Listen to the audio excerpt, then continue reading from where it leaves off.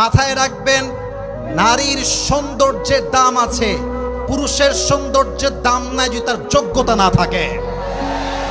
পুরুষের আসল পরিচয় তার চেহারায় নয়, পুরুষের আসল পরিচয় তার বডিতে নয়, পুরুষের আসল পরিচয় তার টাকার মধ্যে লুকিয়ে আছে। যুবক ভাই, টাকা থাকবে তো টাকলার সঙ্গেও মেয়েকে বাবা বিয়ের পিড়িতে বসায় দেবে, আর টাকা না থাকলে তাকড়া যুবককেও মেয়ের বাপ চোখ তুলে তাকাতে চায় না। যুবক ভাই, তোমরা কি সবাই ইলন মাস্কের নাম শুনেছো?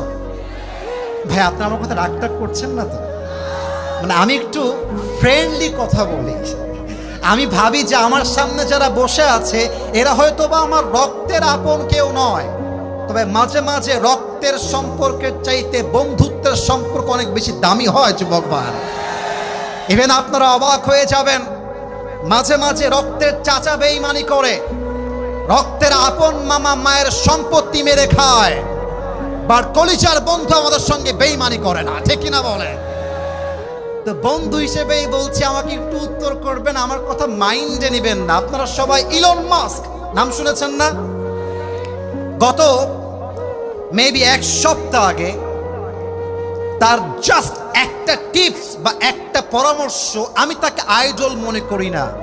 জেফ বেজোস আমাদের আইডল নয়, ইলন মাস্ক আমাদের আইডল নয়, শাহরুখ খান আমাদের আইডল নয়, আমির খান, সালমান খান কেউ আমাদের আইডল নয়। আমাদের আইডল মুহাম্মদুর রাসূলুল্লাহ সাল্লাল্লাহু আলাইহি ওয়াসাল্লাম।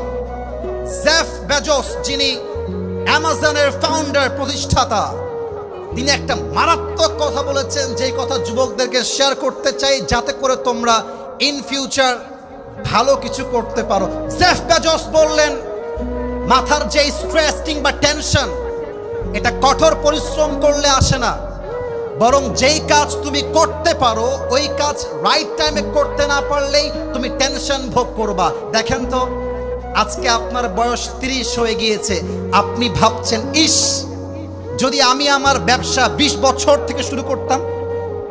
কথা ভুল বললাম না ঠিক বললাম? বলেন বলেন বলেন। আজকে ফিল হচ্ছে, ইস যদি আরো আগের থেকে স্কিলগুলো ডেভেলপ করতাম, তবে আজকে আমাকে এত দুর্দিন দেখতে হতো না। অতএব মাথায় রাখতে হবে, পুরুষের পরিচয় তার চেহারার মধ্যে নেই, পুরুষের পরিচয় তার বডির মধ্যে নেই, পুরুষের পরিচয় টাকা ভর্তি পকেট। পুরুষ সবার কাছে দামি, টাকা নাই, পুরুষের সমাজে 2 পয়সা কোনো মূল্য নাই, ঠিক কিনা বলে?